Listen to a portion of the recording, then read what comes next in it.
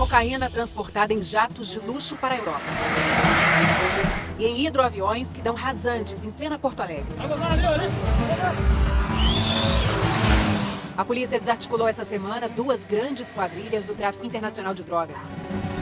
As quadrilhas não atuavam juntas, mas em comum, os criminosos levavam uma vida de ostentação. Só falta os artistas agora. Promoviam festas, se hospedavam em hotéis 5 estrelas e usavam carrões e diamantes para lavar dinheiro. Entre os presos, a doleira Nelma Kodama, que já tinha sido condenada na Operação Lava Jato e não se intimidava diante da lei. Amada amante, amada amante. Uma dessas mega operações foi no Rio Grande do Sul e desmontou uma facção criminosa que tinha conexões com traficantes na Bolívia. A quadrilha também era especializada em roubos e assaltos. O repórter Giovanni Grisotti mostra com áudios e vídeos exclusivos como os bandidos agiam. Foi uma terça-feira sem precedentes para o combate ao crime organizado no sul do Brasil.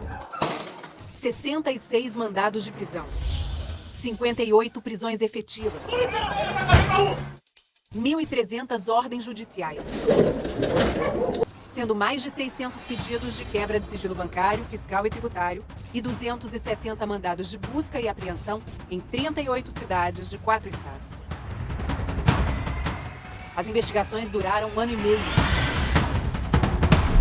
Eram 4 da manhã quando mais de 1.000 agentes de todas as forças de segurança do estado estavam reunidos em um teatro para acertar os últimos detalhes da operação. E vamos juntos cumprir essa missão com isso. Essa nossa investigação, ela conseguiu comprovar que pelo menos 200 pessoas são vinculadas com a organização criminosa. E dentro desse alto comando, nós tínhamos pessoas de influência dentro da sociedade. Foi nesta mansão, em Novo Hamburgo, que a polícia prendeu Maurício de Souza Konzen, um dos líderes da quadrilha, segundo a polícia. Aqui é o Lago dos Peixes, né? O vídeo, obtido com exclusividade pelo Fantástico, mostra Maurício Konzen à vontade pela casa. Só falta os artistas agora. Descansando as pernas na piscina com uma tornozeleira eletrônica. Em Porto Alegre, a polícia entrou em residências de alto luxo usadas pela facção e encontrou relógios, correntes de ouro e revólveres. 2 carros de luxo foram apreendidos. Larissa Pascoal da Silva foi presa em um apartamento onde um singelo ursinho de pelúcia estava recheado com mais de R$40 mil. Larissa costumava enviar vídeos dirigindo carrões para o companheiro, Thiago Silva Cruz, que já estava preso. E, segundo a polícia, seria um outro líder da quadrilha. A ostentação nem sempre era à beira da piscina ou sobre rodas. Vai botar ali, ali. Um voo aqui em cima do nosso Rio Guaíba, em que os criminosos passaram com esse avião, inclusive com filmagens ali das pessoas que estavam próximo ao lago. Segundo a investigação, era comum que os aviões usados para o transporte de drogas fizessem sobrevoos rasantes em locais públicos. Em uma troca de mensagens por áudio, um piloto da quadrilha chega a combinar com Thiago Silva Cruz um rasante sobre a penitenciária onde ele está preso. Manda a localização aí, que eu vou passar voando em cima daqui a pouco. Na beira do rio. Um sobrevoo em cima de uma casa prisional com uma aeronave carregada com drogas é sim uma forma de tentar demonstrar o poder e também, de certa forma, afrontar o próprio sistema de justiça, no sentido de que eles confiam na sua atuação e que não serão pegos. Para sustentar essas extravagâncias, a quadrilha criou departamentos especializados. A atuação da facção é empresarial. Essa capilaridade deles é muito grande no sul do Brasil. Tanto no narcotráfico, como nos crimes patrimoniais, roubo de veículos e tudo isso, eles buscam esses crimes que dão lucro e pegam esses valores e lavam esses valores. Aí então abrindo negócios, comércios, comprando veículos, comprando imóveis, terrenos. O tráfico de cocaína era a principal atividade dos criminosos. O que eles buscam é se consolidar com a busca de droga direta na Bolívia para o Rio Grande do Sul e sul do Brasil e também eles já têm movimentos para começar a fazer uma colocação de drogas também em outros países. A polícia encontrou provas de que a facção já estaria em contato com traficantes da Bolívia ligados ao cartel mexicano de Sinaloa. Os bolivianos usavam até submarinos para enviar as drogas para o México e os Estados Unidos. Segundo as investigações, o dinheiro da venda de drogas financiaria a compra de armas, que podiam ser usadas pela própria facção ou alugadas para assaltos e roubos. Esses armamentos, eles são armamentos de grosso calibre, inclusive armamentos restritos, muitos que são utilizados unicamente pelas forças armadas. A gente tem ali a demonstração de metralhadora .50, é um tipo de armamento antiaéreo, é capaz de derrubar até mesmo uma aeronave, né? Diversas imagens de fuzis, né, que são armamentos também de guerra, é capaz de perfurar blindagem. Para lavar o dinheiro do tráfico de drogas e dos roubos, a facção investia em pedras preciosas. E contava ainda com um esquema para falsificar documentos e adulterar carros roubados e depois vendê-los em concessionárias. Uma mensagem de celular apreendida mostra um bandido contando que a adulteração deu certo. O cara foi na concessionária, bateu o número do chassi, não acredita que passou tudo certo, meu. A ousadia chegou ao ponto de os criminosos usarem bloqueadores de sinais para soltar líderes em prisão provisória. O aparelho era usado para bloquear o sinal de audiências judiciais realizadas por videochamadas. Assim, as audiências eram interrompidas e transferidas para outras datas, como mostra essa mensagem descoberta no celular de um bandido.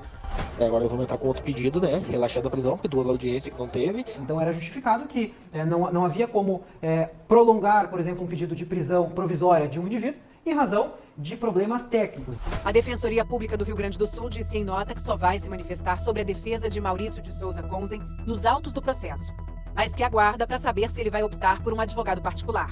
Tiago Silva Cruz também deve ser representado pela Defensoria Pública do Estado, que disse que só vai se manifestar nos autos.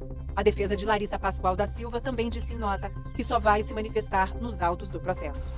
A operação desta semana conseguiu bloquear o equivalente a 50 milhões de reais em dinheiro e bens. 190 contas bancárias foram congeladas, 102 veículos apreendidos e 38 imóveis sequestrados pela Justiça. Grandes facções sentem quando perdem grandes quantias. E descapitalizando esses grupos, a gente dificulta e até mesmo impede a sua reestruturação. Com isso, então, eles acabam se enfraquecendo e não conseguem mais montar a sua máquina criminosa. Dinheiro, diamantes, joias e até o couro inteiro de uma onça pintada. Artigos exóticos e caros também usados para lavar dinheiro de uma outra quadrilha presa essa semana, como mostram os repórteres do Fantástico no Brasil e na Europa. A Operação Descobrimento da Polícia Federal contou com a ajuda da Polícia Portuguesa, da Interpol e da Agência Americana Antidrogas. 7 pessoas foram presas por tráfico no Brasil e em Portugal. Entre os presos, empresários, políticos, integrantes de uma facção criminosa de São Paulo e uma doleira conhecida da Justiça. Em 2014, ela foi condenada e presa na Operação Lava Jato. Eu me reservo no direito de ficar em silêncio. Daqui a pouco vamos mostrar como foi essa nova prisão de Nelma Kodama, dessa vez por tráfico internacional de drogas. Antes, vamos entender como funcionava o esquema montado para levar cocaína para a Europa. A investigação começou em fevereiro de 2021, no dia em que a Polícia Federal da Bahia encontrou mais de meia tonelada de cocaína neste avião, um jatinho executivo de luxo que pertence à maior empresa portuguesa de táxi aéreo, a Omni. O jato tinha saído de Cascais, em Portugal, 2 semanas antes da apreensão. Pousou em Salvador e no dia seguinte foi levado para o aeroporto de Jundiaí, no interior de São Paulo. Segundo as investigações, ali o avião foi carregado de cocaína. Dias depois voltou para Salvador, de onde seguiria para Portugal, mas isso não aconteceu. Essas são imagens obtidas com exclusividade pelo Fantástico. Câmeras do hangar na capital baiana registraram a movimentação depois de uma pane elétrica que impediu o desligamento de um dos motores. Uma equipe de mecânicos foi chamada. Quando os técnicos abriram a fuselagem, chamaram a polícia. Várias partes do avião tiveram que ser desmontadas para retirar a grande quantidade de cocaína.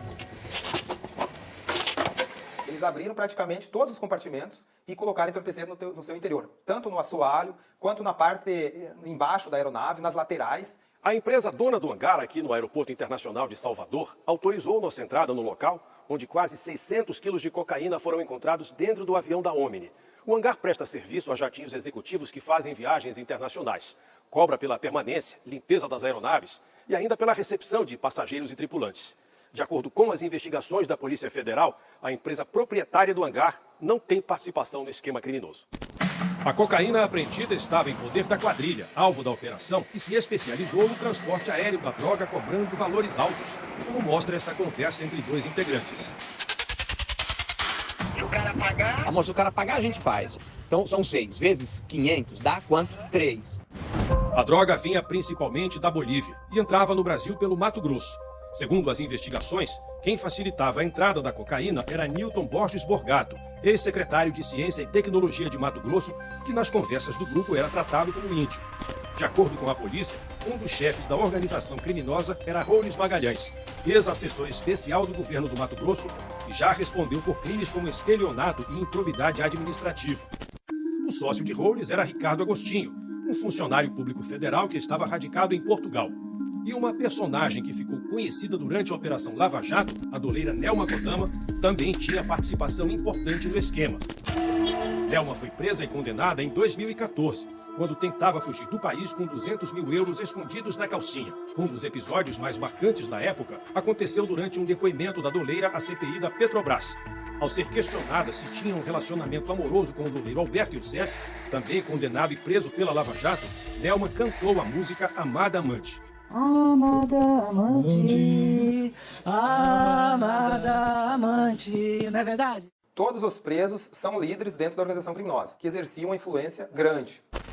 Ainda de acordo com o inquérito, a maior parte da droga transportada pertencia à principal facção criminosa de São Paulo. Marcelo Lemos, que está foragido, era o representante da facção. Ainda de acordo com os investigadores, um dos integrantes do núcleo que transportava a droga era sempre mantido refém. Seria uma garantia até a chegada do carregamento ao destino final. Em pelo menos 2 ocasiões, foi Nelma Kodama quem ficou em uma espécie de cativeiro. Nesta mensagem de texto enviada a Rowles Magalhães, ela reclama: pensa num lugar ruim. As investigações da Polícia Federal também chegaram a Portugal, como mostra o repórter Leonardo Monteiro. A organização criminosa tinha planos para fazer 3 viagens por mês aqui para Portugal. E para isso chegou a fechar um contrato com um integrante da facção criminosa de São Paulo que previa o pagamento de mais de 10 milhões de euros durante um ano. Em uma das conversas obtidas pela polícia, Rowles Magalhães explica a ideia deste contrato. Oi, deixa eu te falar. É o seguinte, eu pensei num negócio, cara, top pra nós. Ele já faz um contrato do ano inteiro de 3 viagens mês, tá bom? Outro projeto audacioso estava em andamento: a compra da empresa de táxi aéreo Omni. Um contrato de intenção de compra e venda chegou a ser assinado, mas a polícia chegou antes de o negócio se concretizar. Nelma Kodama estava hospedada nesse hotel de luxo, o mais caro aqui de Lisboa. Ela estava ali num quarto do primeiro andar quando foi surpreendida pelos policiais. Foi levada pelos agentes junto com suas 10 malas de viagem. Na última quinta-feira, depois de ser ouvida pela justiça portuguesa, Nelma Kodama voltou aqui para a ala C da prisão de Tíris, na região metropolitana de Lisboa. De facto, trata-se de uma organização transnacional que tinha por objetivo o envio de quantidades consideráveis de droga, no caso cocaína, com destino ao continente europeu. A Polícia Federal informou que o processo de extradição de Nelma Kodama para o Brasil já está em andamento e pode acontecer em menos de 2 meses. Durante toda a investigação, em nenhum momento apareceu qualquer envolvimento da empresa Omni. A empresa não quis se pronunciar. A rede que administra o aeroporto de Jundiaí disse que oferece total apoio para coibir atos ilícitos em seus aeroportos e que coopera com as forças policiais. Por nota, a defesa de Nelma Kodama e Rowles Magalhães disse que acredita que as acusações são infundadas e que vai comprovar a inocência dos dois. A defesa de Nilton Borgato nega as acusações e afirma que vai provar a inocência dele. Nós não localizamos as defesas de Ricardo Agostinho e Marcelo Lemos. Essa organização criminosa responsável pelo transporte de droga não voltará a cometer esse crime em razão de que vai ficar um tempo preso, que são pessoas conhecidas na sociedade, o que vai dificultar o retorno delas para essa atividade criminosa. Vamos firme que nós vamos longe, cara. Nós somos parceiros. Você é do meu time, eu sou do seu time.